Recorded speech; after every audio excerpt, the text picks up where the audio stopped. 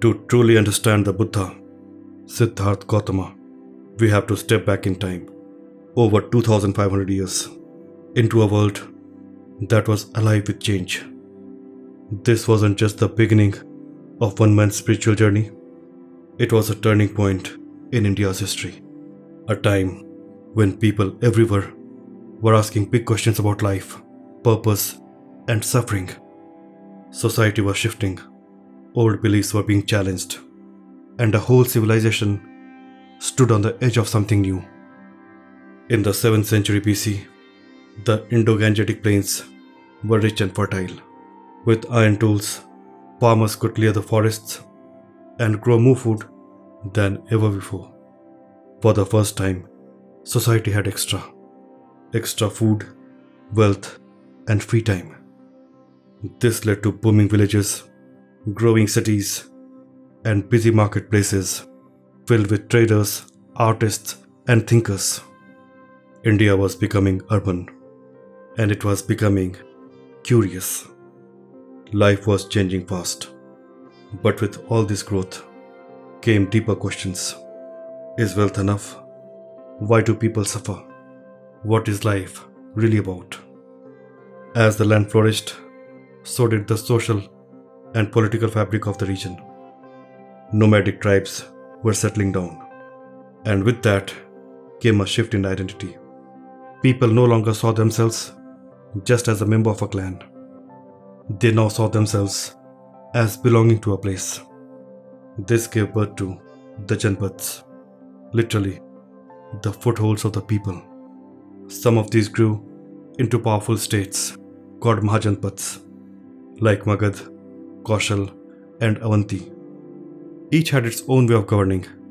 Some were ruled by kings, while others were early republics, where groups made decisions through discussions.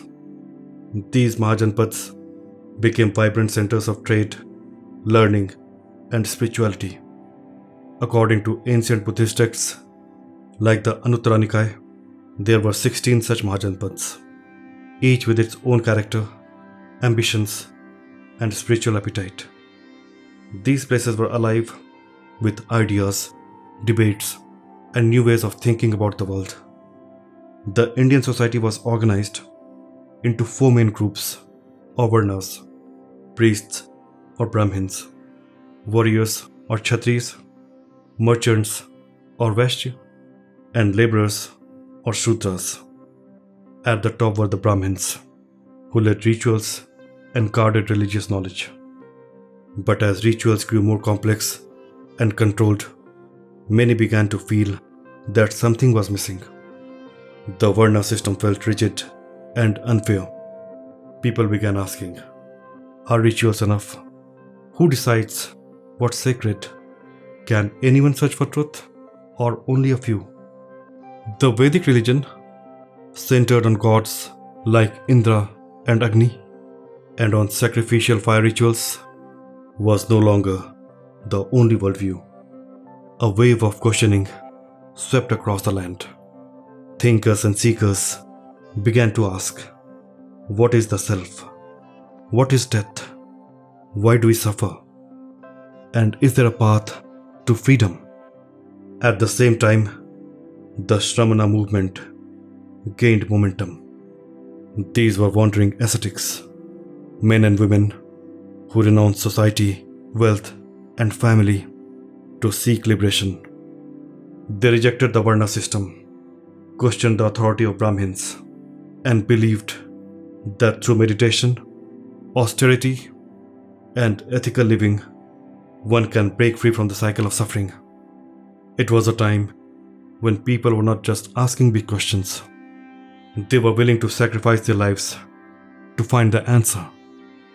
In the middle of this world, so full of change, contradictions, and big questions, a prince was born. His name was Siddhartha. He was the son of a king from the Sakyan clan in the small kingdom of Kapilvastu, situated in the foothills of Himalayas. His early life was wrapped in luxury. His father, hoping to protect him from the challenges of life, shielded him from suffering. But as Siddhartha grew older, life's truth could no longer be hidden. He saw something he had never really faced before: old age, sickness, and death. These three sides shook him deeply and broke the illusion of permanence.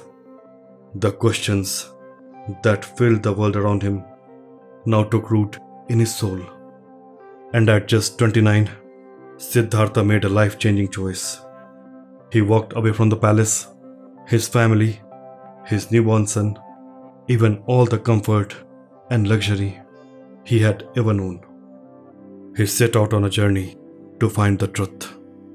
He became a seeker. For 6 years, he wandered, he meditated, he starved. He practiced extreme austerities. He sought teachers and tested every known path. And then, under a fig tree, in a quiet grove in Uruvela, what we now call as Bodh Gaya, he sat down to meditate one last time. By dawn, he had awakened, not from sleep, but from ignorance. He had become the Buddha, the awakened one. His insight was as simple as it was profound. Suffering exists, but there is a path to its end. It does not lie in rituals, nor in extremes, but in mindful living, ethical conduct, and deep inner awareness. The Buddha's voice rose in a world that was ready to listen. His teachings were not just for kings or priests, they were for anyone who truly wanted to understand, anyone with an open heart and mind. In a time of division and orthodoxy, he offered a middle path. In the age of questions, he brought clarity. And for the last 2500 years, that clarity has continued to guide millions.